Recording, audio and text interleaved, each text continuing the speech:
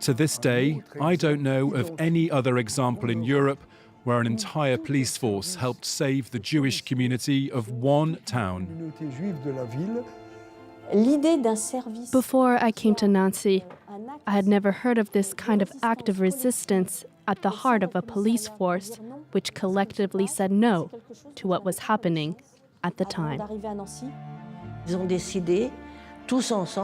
They decided, and with one voice, to warn all these people so that they could flee and escape death.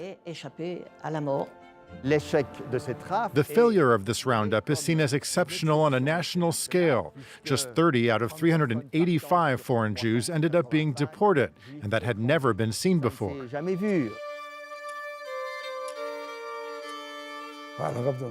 I was just 10 years old when the roundup of Nancy took place in 1942.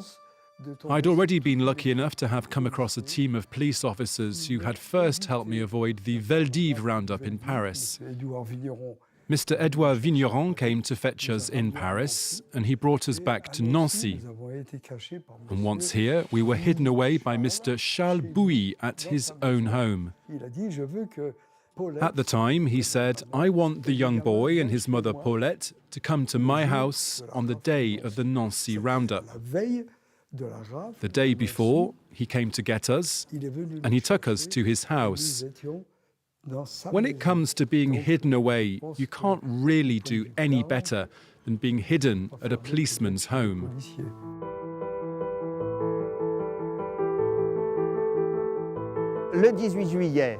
On the 18th of July, 1942, Edouard Vigneron, who was in charge of the city's foreign residents, was handed a list of more than 300 names from his superiors, a list which had been compiled by the Germans. He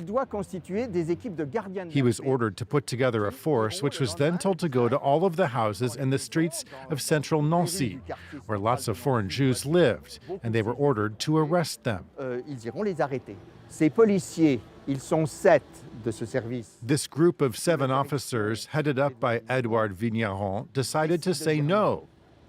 That was the key moment on the 18th of July, which would scupper the Germans' plans and lead to the failure of this roundup.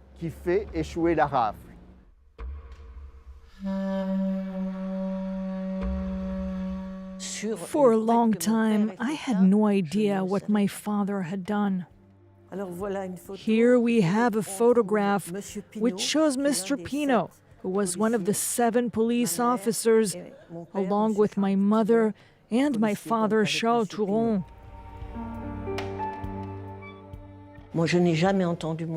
I never once heard my father boast about his service record. I only learned about it all in 1990, simply because nobody talked about it before. My mother always supported my father, and during the war she immediately agreed with him that he should carry out this plan, even though there were risks for his family. My father must have needed lots of courage, and my mother too.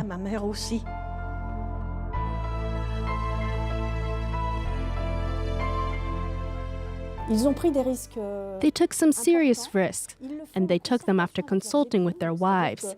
These officers warned their own families that they were going to carry out an act of resistance that would no doubt be spoken about, because after all, their plan was to ensure the failure of this roundup.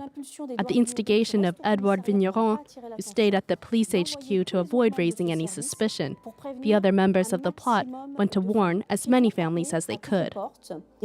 They knocked on so many doors. At least 350 people were saved that day. And it was something the Germans must have known about. What's interesting, and what also raises some questions, is the fact that these police officers were not tracked down afterwards. That's perhaps because of their collective action was unprecedented, and maybe because the Germans didn't want this incident to be known about, given that their roundup was a failure.